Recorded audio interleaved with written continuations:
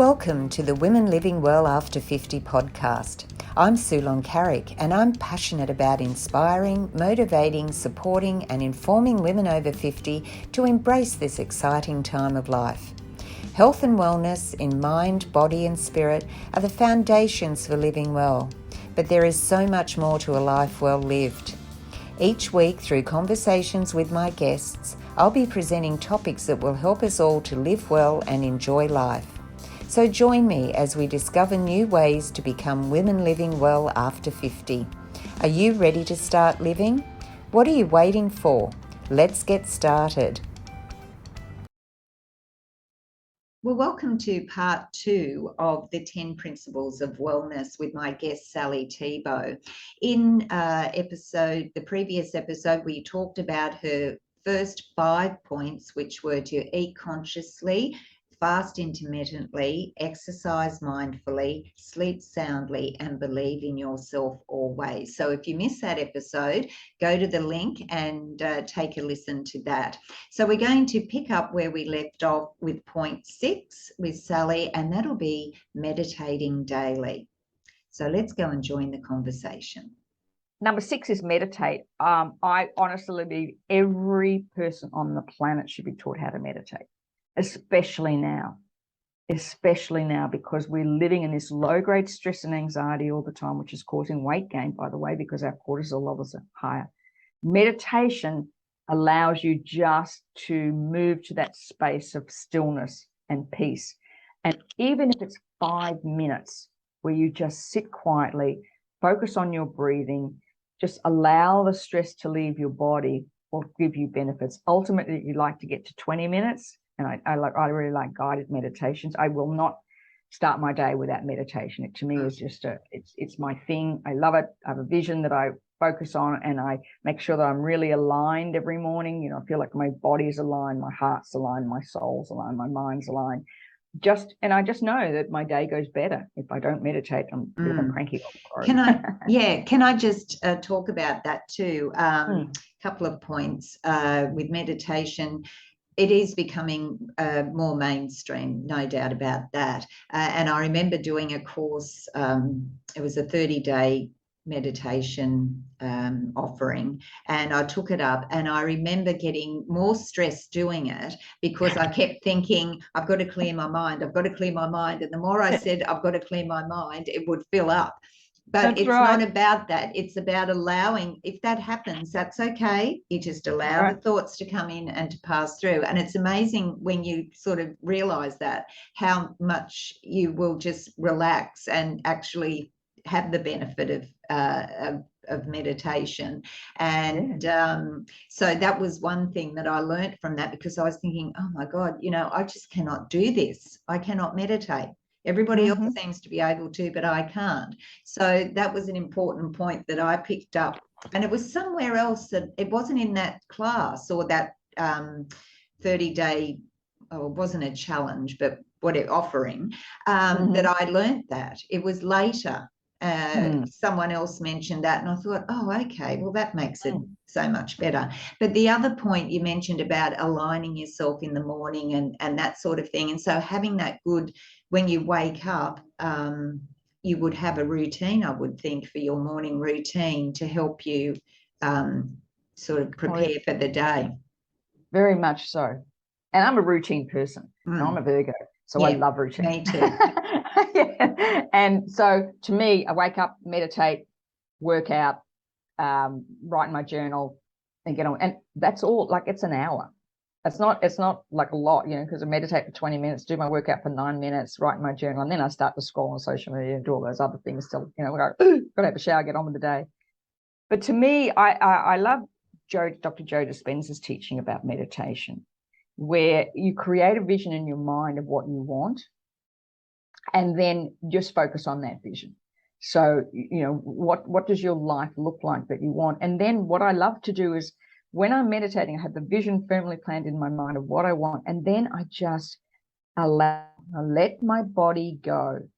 Just allow this to unfold, and just focusing consistently on releasing, like, so the vision's still in my mind because that's the way I can stop the random thoughts. Because Yes. sometimes I have to rewind that damn meditation thing 3 times. I'm down the rabbit hole with something else. And then just let my body just relax. Just because you've visualized it, it's manifesting. Stop thinking you have to do something. And that's been exactly like you, because I was that, you know, my mind runs, you know, massively. And I found creating that vision. And then every morning I kind of build on that vision, a little bit of color or add a little, and that vision stays. And that's my why anyway. So, you know, I have that vision firmly planned. That's why, you know, I do what I do. But yeah, meditation, you know, I once sort of think if somebody says, you know, I can't meditate for 20 minutes, then you need to meditate for 2 hours, because it's so, but 5 minutes, just sit in the sun, you get some nice vitamin D, especially this time of the year, sit in the sun, just focus on your breathing and just sit. It's just it doesn't have to be this wonderful blah, blah, blah. Just sit quietly. That's right. And just be. And as you say, it only needs to be a few minutes. And you may build on that if you wish for your practice, but just as a daily start to your day, even a few minutes. And I like the way you said, you know, your preparation for the day is 1 hour. That's your meditation, your exercise, your journaling, and even scrolling through social media. If you don't get caught up in the fact that, you know, not everyone has a perfect life, even though they're putting it up there on social media, you know, if you look past that, that can be sort of relaxing as well. You just catch up with things and what your friends are doing or whatever. But that comes after people. That comes after you you know, you've done your health and well-being for the day, and then you can take on the day. And I think it's important to have some sort of routine. I'm a routine person, and I'm on the cusp of Leo and Virgo, so I'm a bit mixed up actually, because they're sort of opposite. Right. What date's your birthday? I'm the 23rd of August. Okay, so I'm the 26th. Oh, okay. So we're right. Yeah. So anyway, that's another story. But I think that having that routine is so important, even if you just want to retire, because I found that that's what lacked when I retired for 5 minutes, you know. I think it was 6 months, and I thought, oh my God, you know, what's happening? Because I like that routine, and it doesn't have to be boring. I think it's an anchoring for us. I think it helps us to just get that feeling of stability, and then we can, you know, and the purpose of getting up every day and doing it. But you talked about your vision with meditating, and not everyone takes the time to actually work out what their vision is. I think that's an important part too.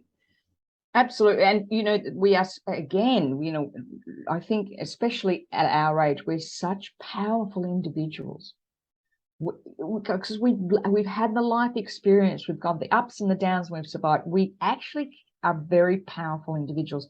If you have this strong vision about what your life is going to look like, it will unfold. You will make different choices because the vision's really strong. And whether that be, I just want to be healthy to play with my grandchildren, or whether that be, I want to be the top of my business, doesn't matter what it is.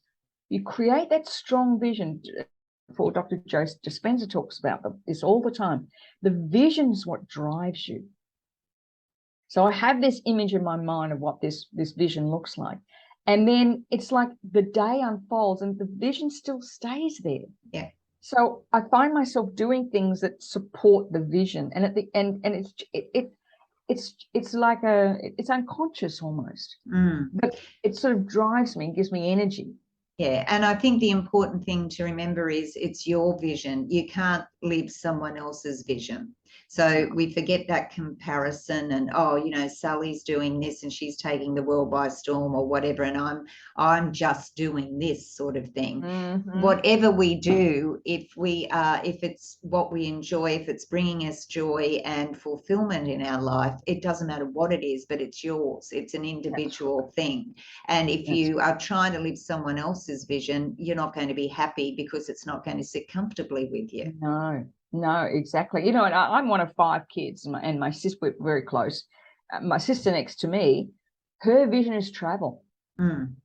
that's what she wants to do. So she works now. She's doing some great walk from Melbourne to Canberra in 6 months' time and training for that. And she swims every day in the ocean in Victoria because she wants to be fit and healthy to travel. That's her vision. So it's as you said, it's yours, whatever your vision is. And is it to be healthy to play with my grandchildren, be healthy enough to watch them graduate, whatever that vision is, because that, as we said before, that dictates your choices. And I just believe that, you know, we've gotten ourselves out of lots of messes in the past. By the time we get here, we know how to do that. It's just to direct that energy and wisdom and intuition into something that we can get. Yeah. But that's number 6. Number 7 is tapping. Now, for those who don't understand what tapping is, tapping or called emotional freedom techniques is a form of cognitive behavioral therapy combined with acupressure.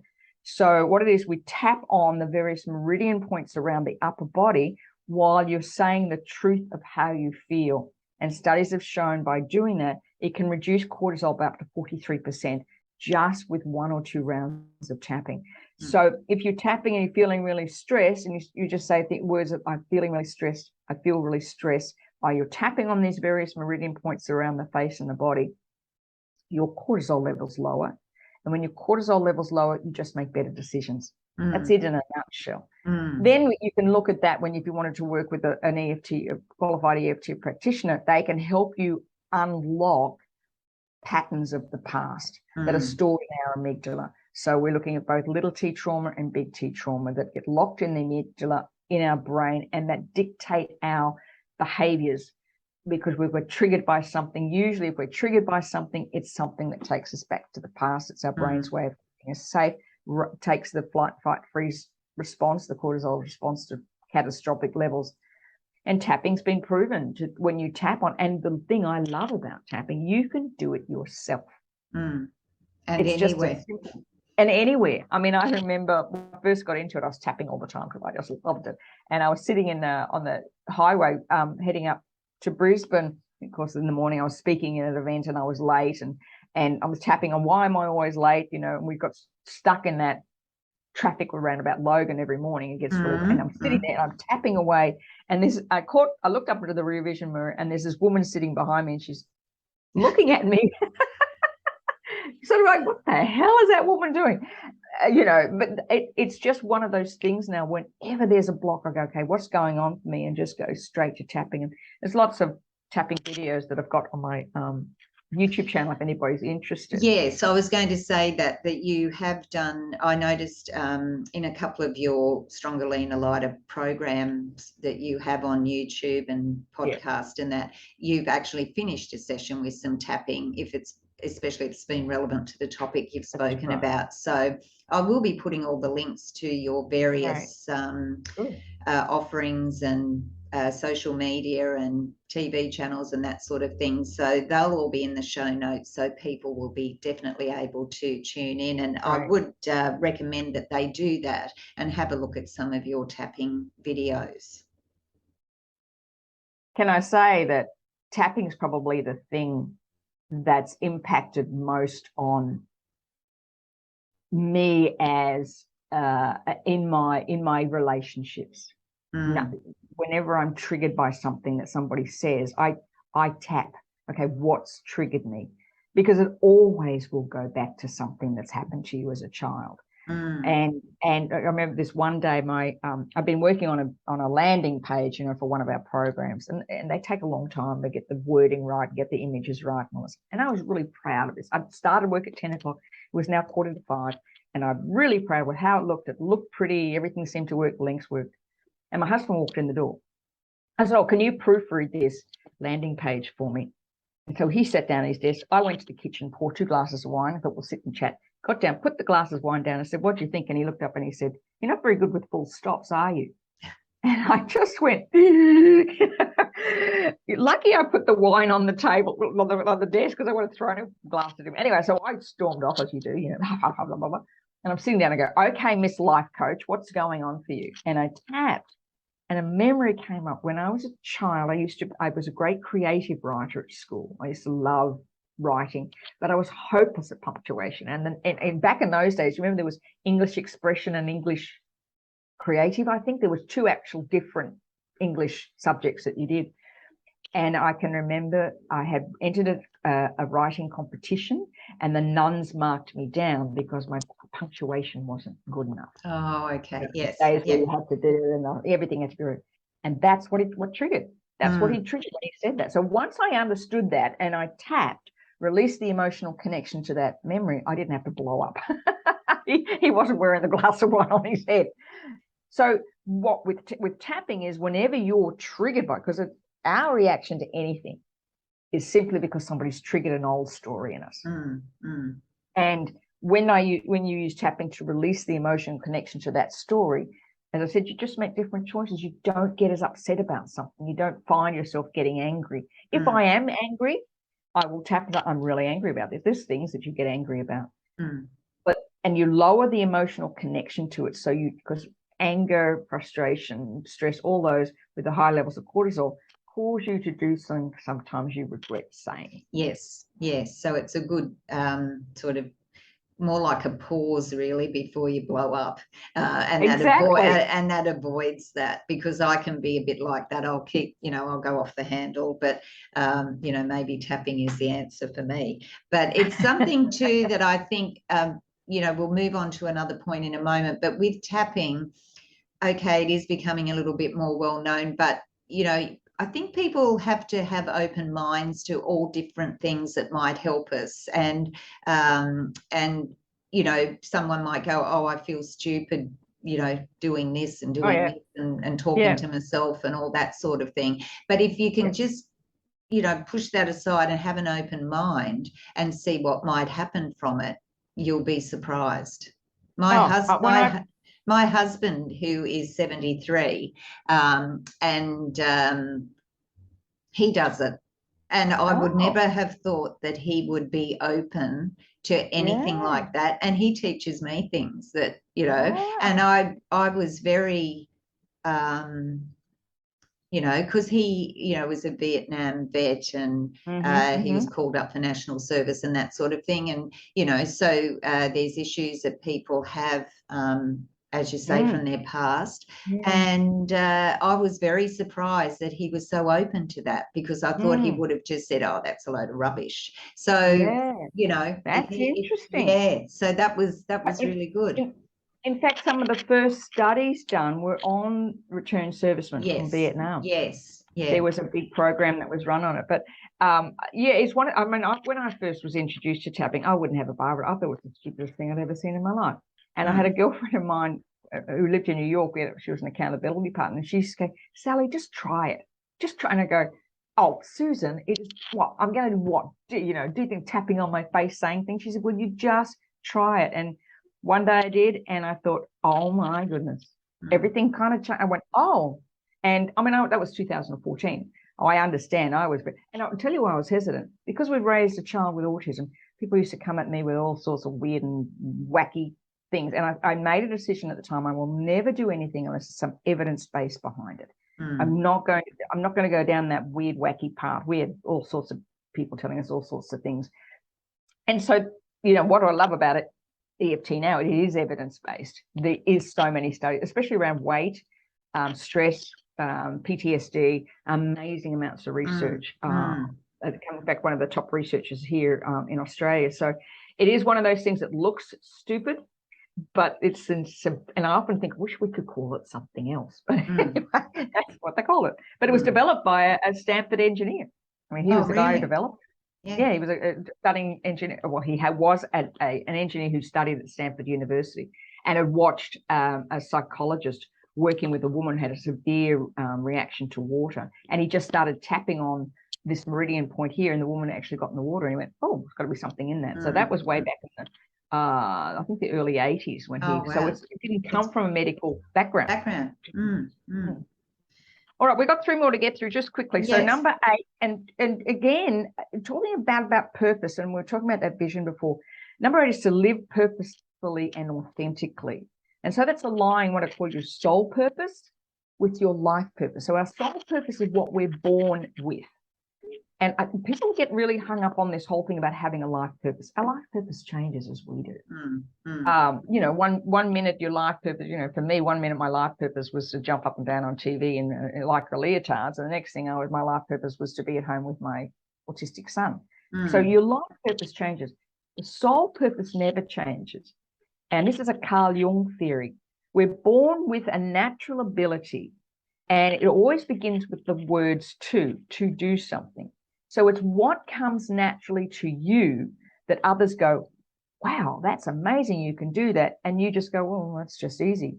Things that could be like a lot of nurses, their sole purpose is to help. So when they're doing anything, they have to be in that helping environment. That helps keep their energy levels up. To bake, to create, to paint, to draw. Mine is to teach, which is really interesting. Every time I've been in a career where I've had some element of teaching, where it's mentoring others, I thrived and loved it. Every time I was in a role where I didn't have that teaching, I couldn't do it. Like to sell, that's not my life purpose. That's my husband's life purpose. He's really good at that.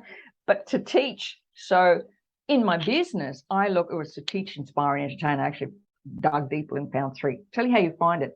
If you were left in imaginary play when you were 4 years old, what were you most likely to do? And you'll find it. So the first time I did this, when I was going through this process, when I was 4 years old, left in imaginary play, I'd line up my dolls to teach them something. I was always the teacher.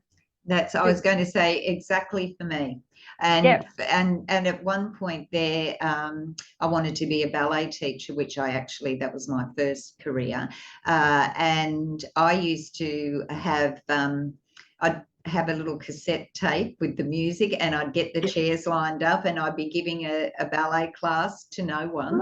And then outside we'd have a blackboard, and then I'd go and teach the class, you know. So there was that teaching. So we have a lot in common, Sally. Now exactly, don't we? But yes, so I understand where you're coming from in that point of view.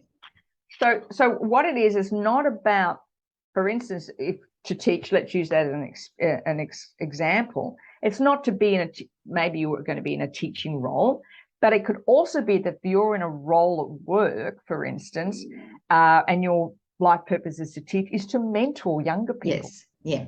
You don't have to change the career, but your energy levels will be higher if that element, like I remember because I failed year 12, later on I'm a kinesthetic learner. I have very little visual skills. And I went to, an all-girls Catholic ladies convent, and the nuns were in black with white, you saw that part of their face, they were all in white, and everything was on white and blackboard. I didn't get it. And it wasn't until I began teaching fitness that I loved it. I could learn anything.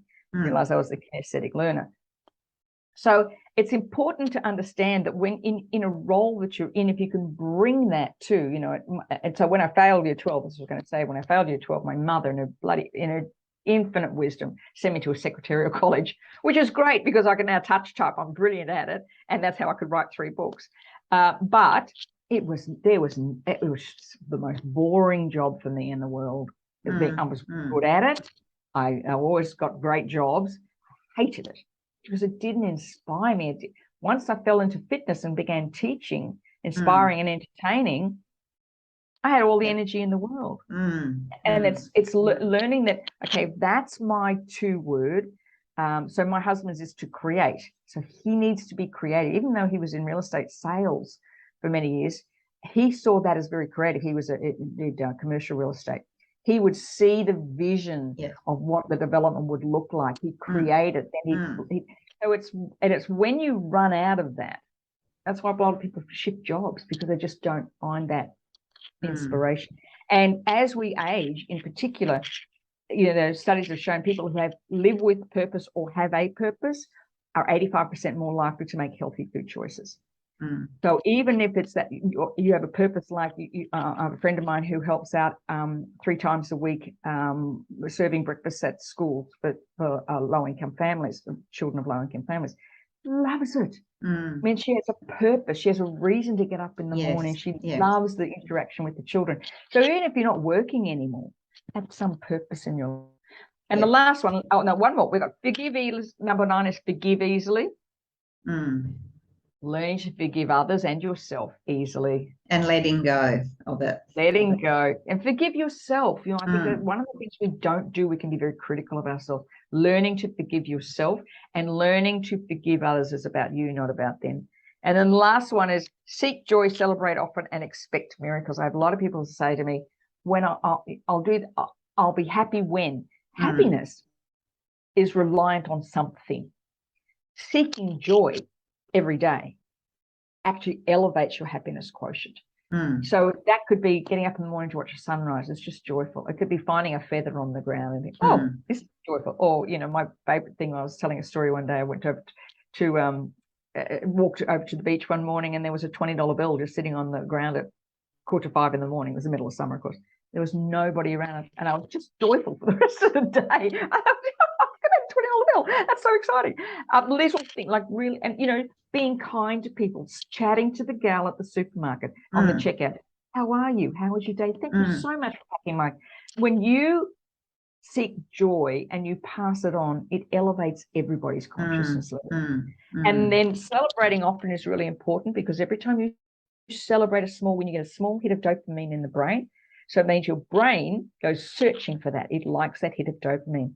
So it can be something like, you know, I've had a really good week. I didn't yell at anybody this week. I'm gonna celebrate. Or I actually achieved 5 push-ups on my knees this week. It's celebrate it rather than, oh, I'm never going to get there. It's like finding those small miracles in your day-to-day. Yeah. And then expecting miracles. You say, you know what? I expect a miracle because it's what you expect it to happen. And I think that celebrating often is important because as you said, we're so critical of ourselves and we forget to celebrate when we do something and achieve something, no matter how big or small. And I think that's another one where, you know, you listen to the stories way back in your childhood and you might have been told, well, no, don't go bragging, don't go, you know, blowing your own trumpet. That's not what we do. We're humble. We don't, you know, say anything. But there's a difference, I think. There's a difference of being proud of yourself and sharing that achievement. You don't have to share it with anyone. You can just celebrate it yourself, but it's having that pride in who you are as a person and loving yourself for who you are. Exactly. I've got a pretty big goal in my business at the moment that I've just missed achieving. And there was a part of me that wants to go, damn it. I thought, no, but God damn it, look how far I've come. Yes. Yeah.